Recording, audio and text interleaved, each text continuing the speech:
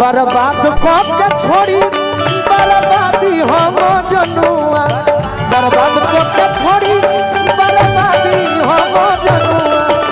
झुकला ही झुकी लालुआ भी हम जनुआ झुकला ही झुकी लालुआ भी हम जनुआ। हे बाबा एक लाइन और रही कि गरीब बाबा किसान पिछड़ा दलित या गरीब के चाहे लाया आजाद राखल शोषित वंचित के। क्या बात है। अरे कि गोलू राजा छोटू कि गोलू राजा चंदन फला दी हम जनुआ अरे तो झुकला ही झुकी लालुआ दी हम जनुआ झुकला ही झुकी लालुआ दी हम। चल भैया मारो गीत अच्छा लगल तो ताली बजा के आशीर्वाद दीजिए। एगो गाना आप लोग बड़ी प्यार देनी जख्मी जी के लिखल लेवल बढ़ावल कि पुट पुट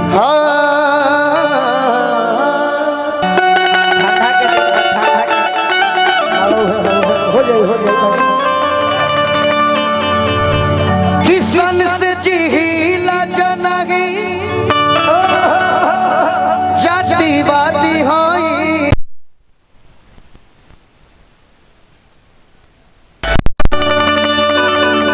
पंकज बाबू एंकर जी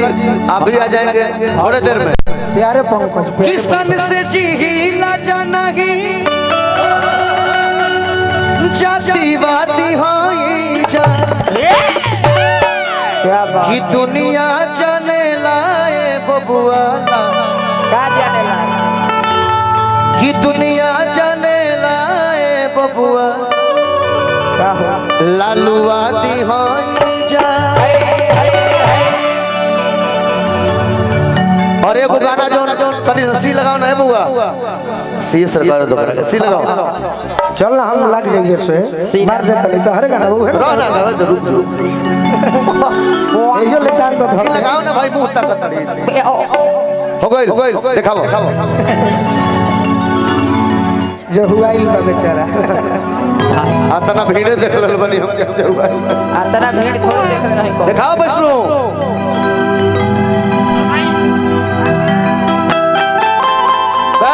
पूर्वी का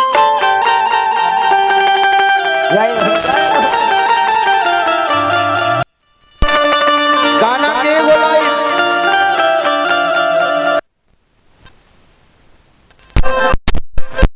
हम बाप दादा से बतिया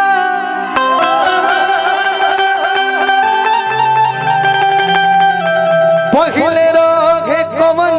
इज्जतिया अरे की मोछिया यो ठीक करेला ये बता फुटनिया हाय बबुआ चली बाबा लालू जी के दे मोछिया यो ठीक करेला फुटनिया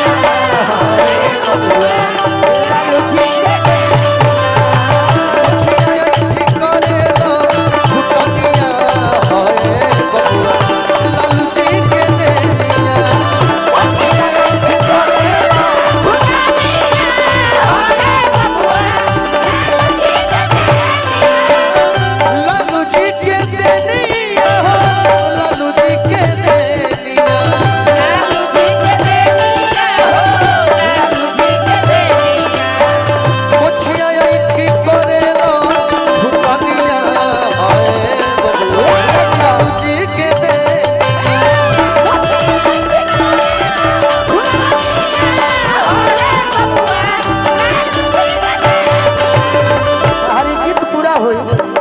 गीत बड़ा सुंदर बा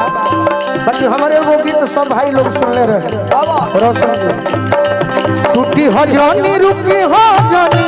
झुकी हो तेजस्वी भैया टूटी हो जानी रुकी हो जानी झुकी हो तेजस्वी भैया गरीबा वाला लड़ी हो लड़ैया तेजस्वी भैया गरीबा वाला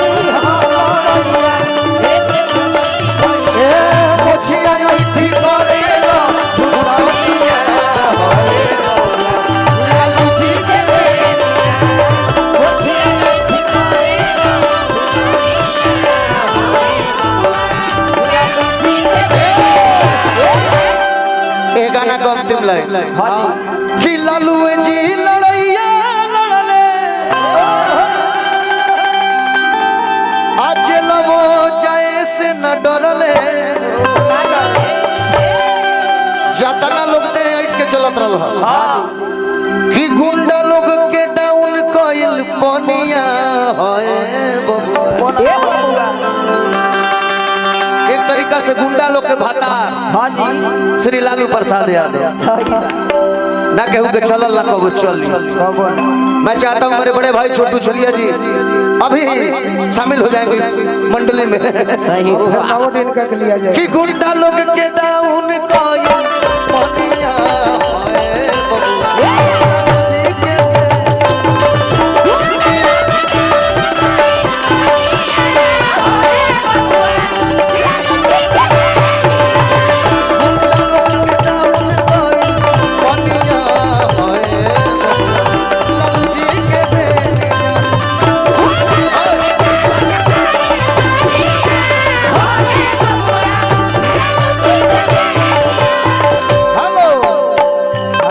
दुनिया जाने लाए